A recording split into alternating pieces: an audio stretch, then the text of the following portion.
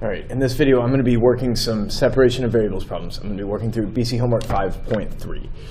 Okay, so the first one, I'm going to always start with the same first step, got to separate variables.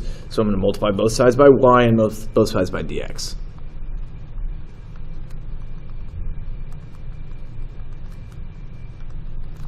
Okay. Then I'm going to take the antiderivative of both sides. Okay.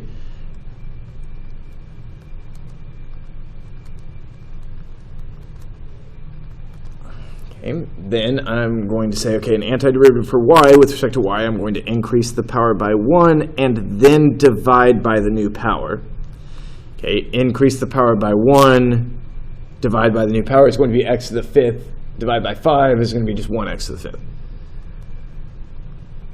Plus c. Just like always, I'm going to put that plus c on the side with the x's.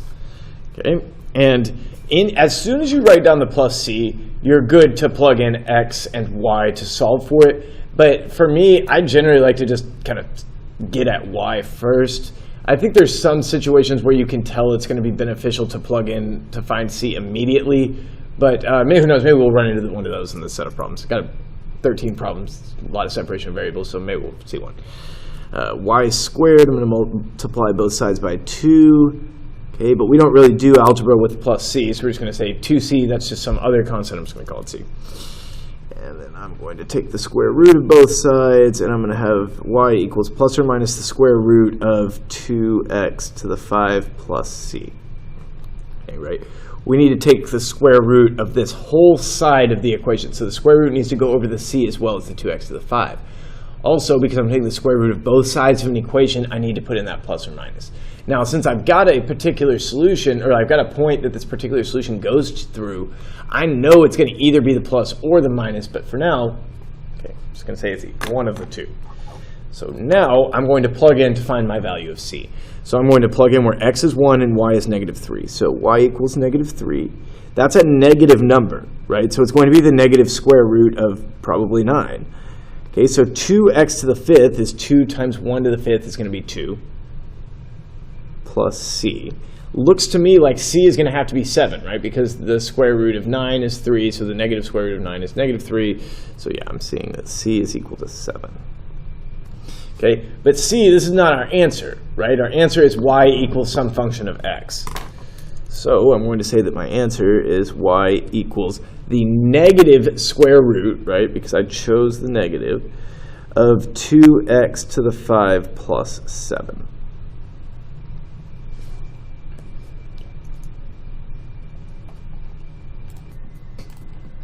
All right, number 2.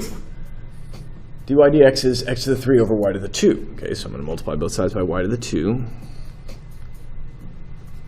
And both sides by dx. Okay, I'm going to take the antiderivative of both sides.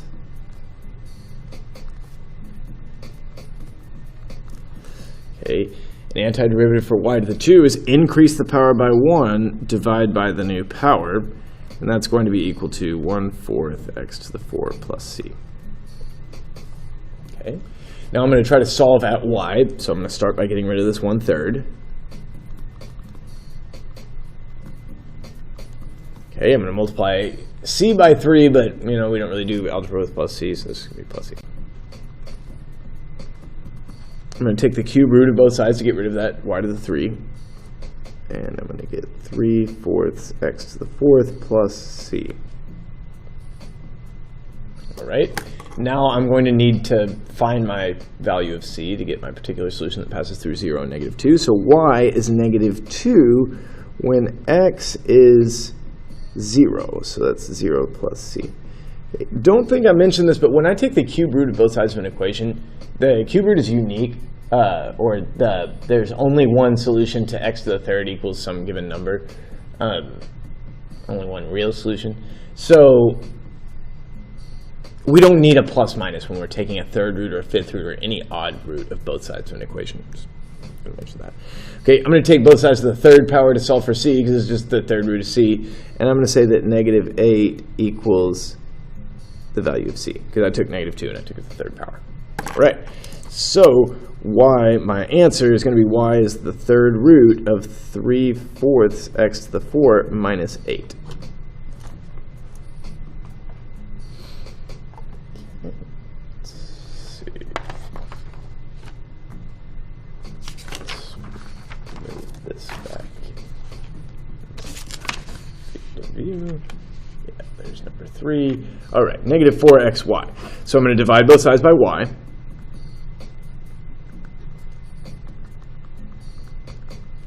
Multiply both sides by dx.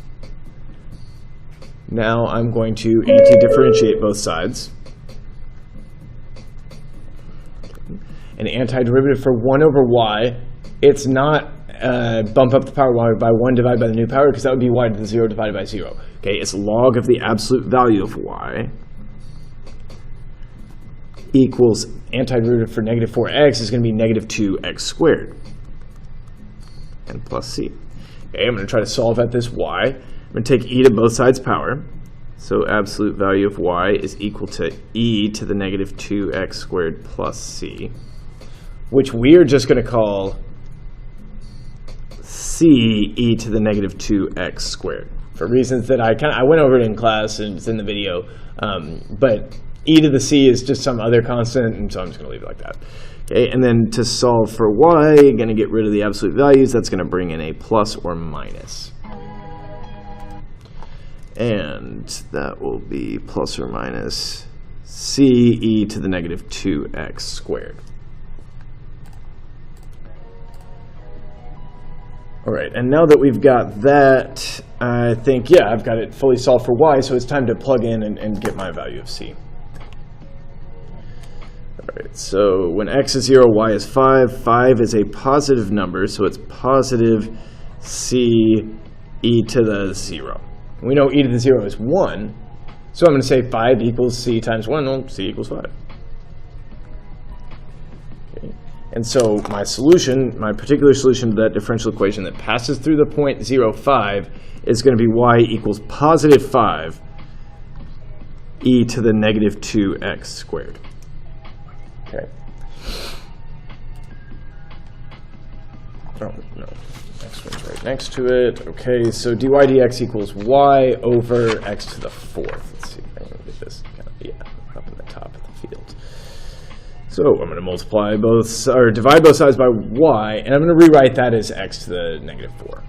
So let's just go in here and remove all of that. Let's just get a post-it note, just start from scratch.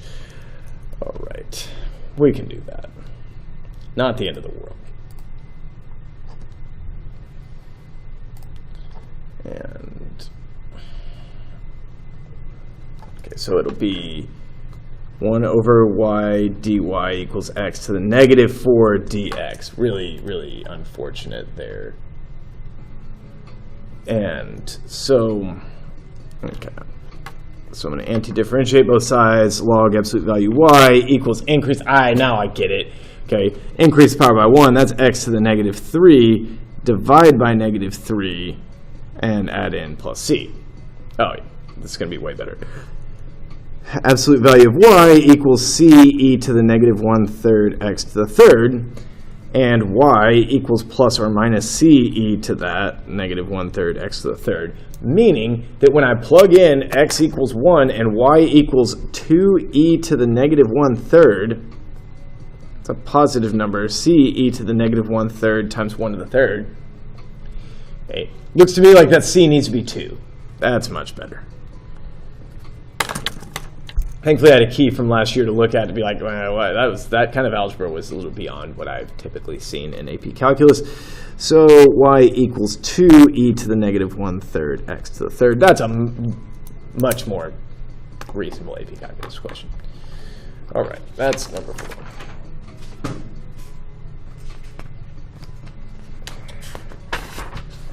I should have the next page ready, but here we are. That's number 5. Okay, this one's going to require a little bit of algebra before separation, right? This is going to be e to the x plus y is e to the x times e to the y. Because right, we have to be able to write it as some function of x times some function of y, connected with multiplication so we can do separation of variables. Otherwise, the differential equation is inseparable. So what I'm going to do is divide both sides by e to the y. So I'll have 1 over e to the y dy equals e to the x dx. Okay, but especially at this point in the course, we're not good at anti-differentiating fractions. So we want to write that as e to the negative y dy equals e to the x dx. And then we'll take the antiderivative of both sides, and I'll get negative e to the negative y equals antiderivative for e to the x is going to be e to the x. Okay, this is negative e to the negative y. Because of that negative here, I know that with the chain rule, if I take the derivative with respect to y, then I'm going to have negative e to the negative y times that negative 1 for the chain rule, which will give me that positive e to the negative y that I'd hope to get. All right, e to the negative y equals negative e to the x, still plus c. I don't want to do minus c. Okay, if you do minus c, that's completely fine. You should get the same particular solution I do, and you just might have to take an extra step in solving for c to undo that step that you took there to make it negative c. All right, so negative y equals natural log of negative e to the x plus c. And this is not the natural log of the absolute value, because we only get that when we're anti-differentiating 1 over x with respect to x or something like that. Okay, so y equals the negative log of negative e to the x plus c. Now I'll plug in my x equals 0 and y is equal to 0. 0 equals the negative log of negative e to the 0 is negative 1 plus c. All right, so I guess maybe I'll divide both sides by negative 1 and make that 0 as the positive log, right? Didn't really add much. Okay, and I'll take e to both sides power. E to the 0 is equal to 1. E to the log of a thing is just that thing. So that's telling me that c needs to equal 2. And I'm kind of at the bottom of my shot, but I'll just write in my answer is y equals negative log of negative e to the x plus 2. Right, and I think that's going to have a pretty limited domain in some sense. All right, now e to the x minus y, okay, I'm going to say that's equal to e to the x times e to the negative y, or e to the x divided by e to the y, however you want to look at it. But when I separate variables, I'll have e to the y dy equals e to the x dx. And that should be good. All right, anti-differentiate both sides. That's e to the y equals e to the x plus c. Okay, because e to the u with respect to u, its antiderivative is e to the u, whatever u is. All right. Solve for y. Natural log of e to the x plus c. This one was significantly easier than the previous one. I should put that one first. It's all right, though, so I'm going to plug in on x and y. Y is equal to the natural log of 10, and that's equal to the natural log of e to the 0 is 1 plus c. Okay, well, I think that c is going to need to be 9. And my solution is going to be y equals the natural log of e to the x plus 9. And we cannot split a natural logarithm over addition in the argument, or any type of logarithm. That's just something that looks like it wants to be a log property, but it's not. It's the log of two things multiplied together is the sum of the logs, but that's not what we have here. We have the log of two things added together, so there's nothing to be done for that. Plus, any sort of additional simplification on these is just risking having a wrong answer, having a right answer and then making it a wrong answer. And I don't want you to do that. Okay, let's move on up here. Okay, let's get cover sheet or something. All right, 2x times y to the 2. That's going to be, all right, divide both sides by y squared. Y to the negative 2 dy equals 2x dx. Anti-differentiate both sides, and I'll have negative y to the negative 1. I increase the power of y by 1, the new power, is equal to the antiderivative of 2x is x squared plus c. Okay, now I'm just going to solve for y. Okay, I'll multiply both sides by negative 1. I think this one's in the examples. And then I'm going to solve for y. If 1 over y is that, then y is going to be 1 over that. All right, we can just flip both sides of the equation. That's a legal algebra operation. Okay, now it's time to solve for 1 and 1/5. So 1/5 equals 1 over -1 plus c. Oh, all right, so I just need to get a 5 in the denominator here, so I'm going to make c 6. And then I will say y equals 1 over -x squared plus 6. And that'll be good.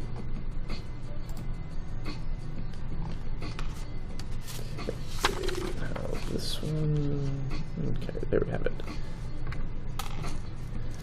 Y to the 3 cosine of x. I need to get y over here, so I'll divide both sides by y to the 3rd, and that'll be y to the -3 dy is equal to cosine x dx.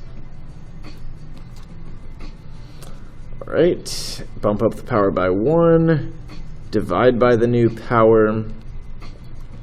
Antiderivative for cosine of x with respect to x is going to be sine of x. I'll put parentheses on it so we're not confused about where the c is going in there. And I'll say y to the -2. I'm going to multiply both sides by -2.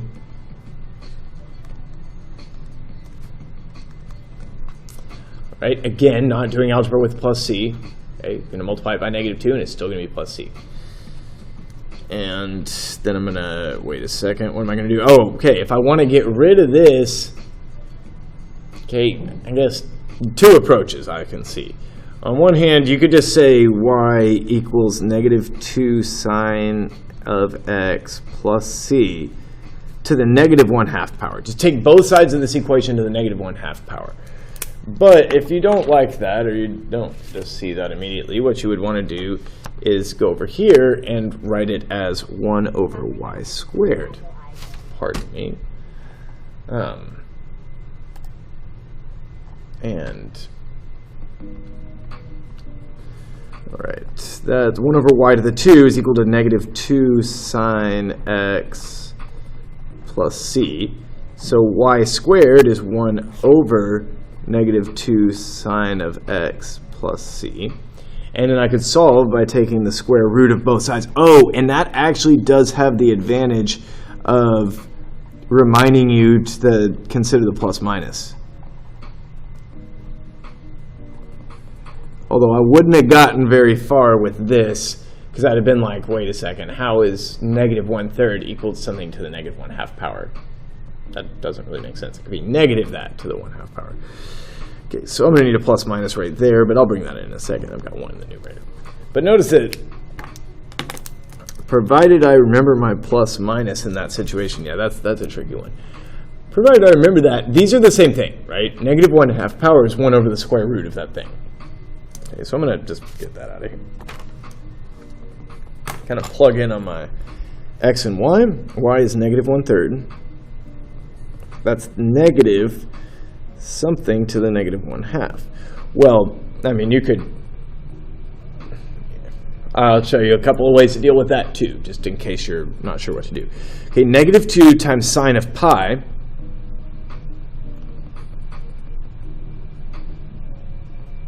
Okay, pi is over here. Okay, sine is the y coordinate, that's 0. So -2 times 0 is 0 plus c. All right, I could multiply both sides by -1 to make those positive. I could take both sides to the -2 power to solve for c, right, because I have c to the -1/2. Or I could say, you know, 1 over 3. I kind of like 1 over the square root of c. Okay. And then, what's that thing in here? Oh, that means c has to equal 9. Okay. Not -9, because the square root of -9 is not equal to 3.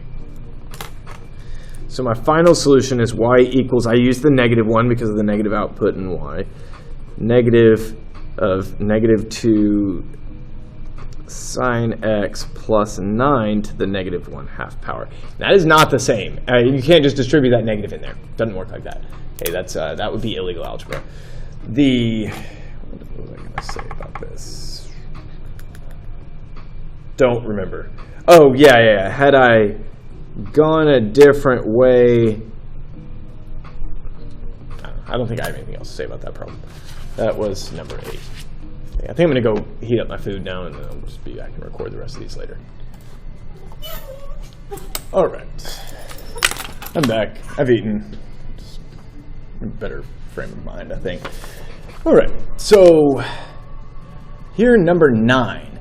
Okay, this one, it looks like it's maybe not separable, right? Because I've got addition and subtraction. But you also know on the separation of variables homework, I'm not going to give you one that's not separable. I'm not going to be like that. So what we need to do is we need to factor out that y so it becomes separable.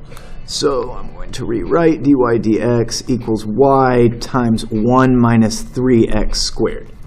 Okay, now I can separate variables by dividing both sides by y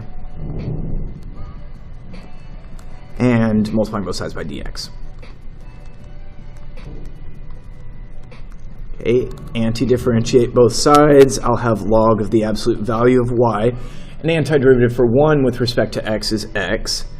Antiderivative for negative 3x squared with respect to x is going to be negative x to the 3, and then plus c. X is 1, y is 3. Okay, like I could plug in to find my c here, but I don't want to take the log of 3. Just don't feel like it. So what I'm going to do instead is absolute value of y is equal to e to that, and then that c, I can bring it around the front and say that's c e to the x minus x to the 3. Get rid of the absolute values with a plus minus. Okay, and now hopefully I'll be able to find my value of c a little easier. Yes, that will work nicely. So when y is equal to 3, that's a positive number, c e to the 1 minus 1, when x is 1. That's e to the 0, that means c equals 3. And so my conclusion, my solution, is going to be y equals positive 3 e to the x minus x to the 3. Okay. And I haven't mentioned this yet, but this is the type of function that if you took its derivative, it would be equal to 3e to the x minus x to the third minus 3x squared times that. But it's basically based on the way the chain rule works. All right, now y dx equals 1 minus y. Okay, this also looks not separable. I can see the theme here. So what I'm going to do is I'm going to divide both sides by all of 1 minus y. So I'm kind of like looking at it like 1 over y multiplied by 1. So I'm going to divide both sides by 1 minus y. And that's equal to 1. Whoops, I forgot my dy.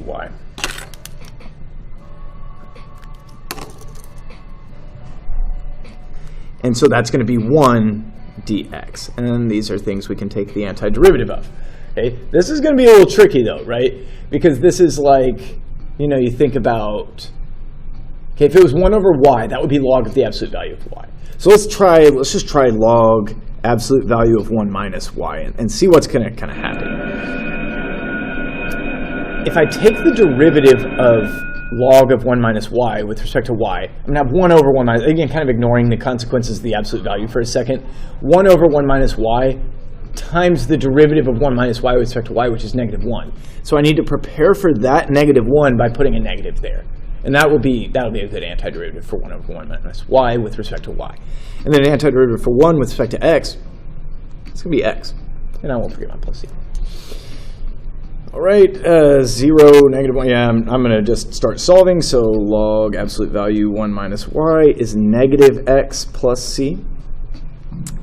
Then I'll get absolute value 1 minus y equals c e to the negative x, right? E to the negative x plus c. I can bring that c down, right, to c e to the negative x.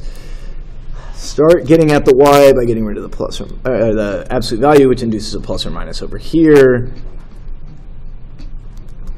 Negative 1 plus or minus c e to the negative x. And then finally, y is equal to positive 1. Hey, if you multiply a plus or minus by a negative 1, it's going to be a minus or a plus. So that sounds like plus minus to me.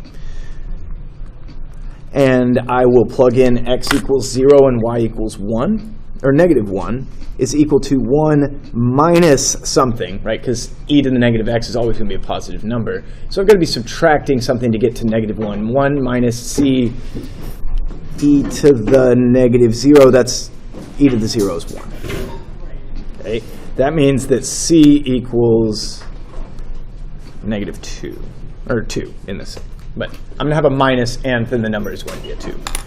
And so I will say my answer is y equals 1 minus 2 times e to the negative x.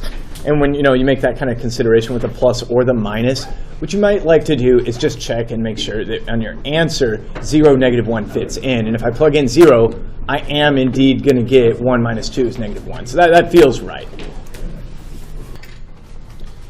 All right, this is another one that's got addition in there, and then we need to kind of factor it first to make it separable, because otherwise we wouldn't be able to separate our variables. That's the most important thing here, right? Because if we don't separate variables, we're getting none of the credit. I don't want that to happen to anybody. So we factor out an x, and I'm left with 1 plus y. Oh, that'll be a nice contrast to the previous example. Yeah, I like that. So I'm going to divide both sides by 1 plus y. Maybe I'll call that y plus 1. dy equaling just x dx. Then I'm going to anti-differentiate both sides, and I'll get natural log of the absolute value of y plus 1. And let's think about that for a second. If I take the derivative of log of y plus 1, I'm going to get 1 over y plus 1 times the derivative of y plus 1 with respect to y, and that's just going to be 1.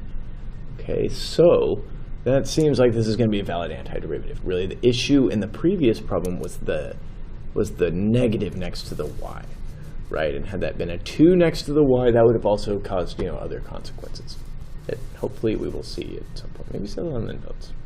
We'll see. Can't remember. Okay.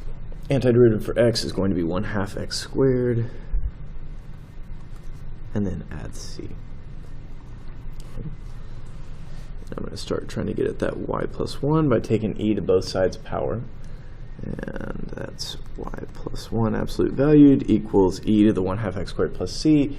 And that's e to the 1/2 x squared times e to the c. And e to the c is just some other constant. So I'm just going to call that c e to the 1/2 x squared. And that'll be y plus 1 if I drop the absolute values. I'm going to incur in plus or minus on the other side.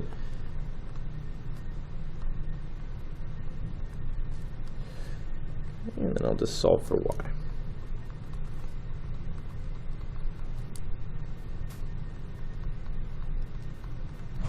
Okay. Now I'll plug in to find the values of x and y that make this true, or that plug in the values of x and y that were given to me, so I can find the value of c that makes this all true. All right. So y is equal to 4. 4 equals -1 plus 5. So I need to have plus c times e to the 1/2 of 0 squared. That's e to the 0, and that's going to be 1. And then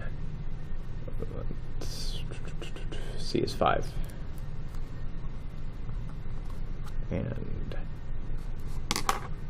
answer here, y equals -1 plus 5 e to the 1/2 x squared.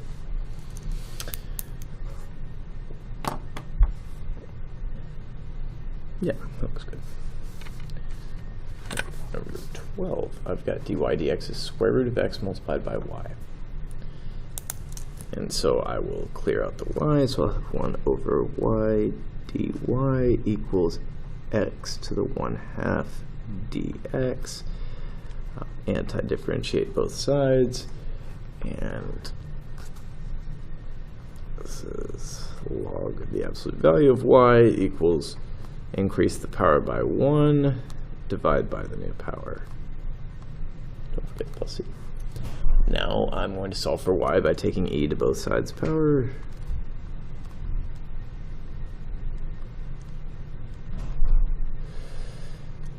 And I'll solve for y.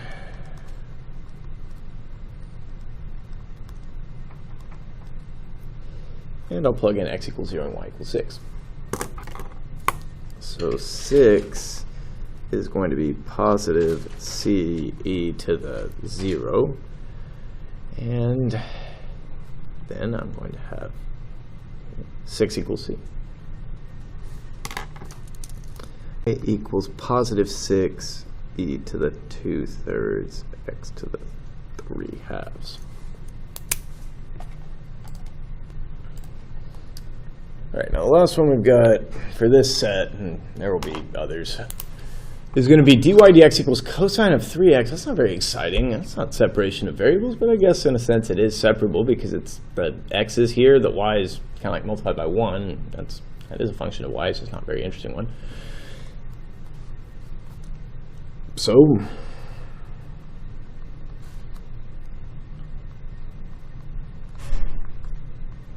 you don't really need to do separation of variables for this one, but I am going to just kind of show you, like, what's going on here.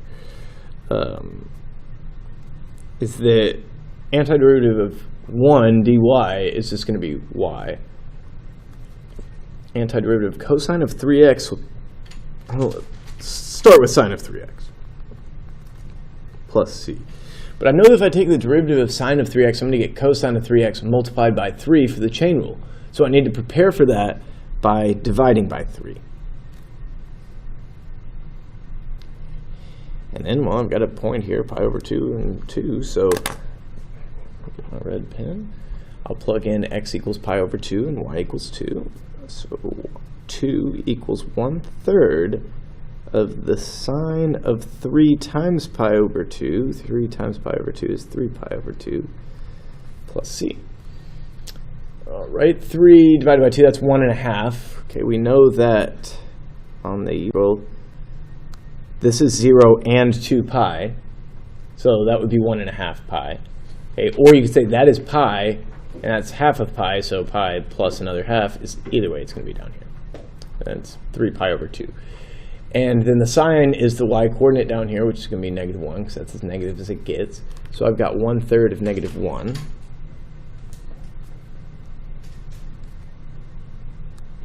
And, you know, maybe for the sake of, you know, doing this arithmetic, I might write 2 as 6 divided by 3.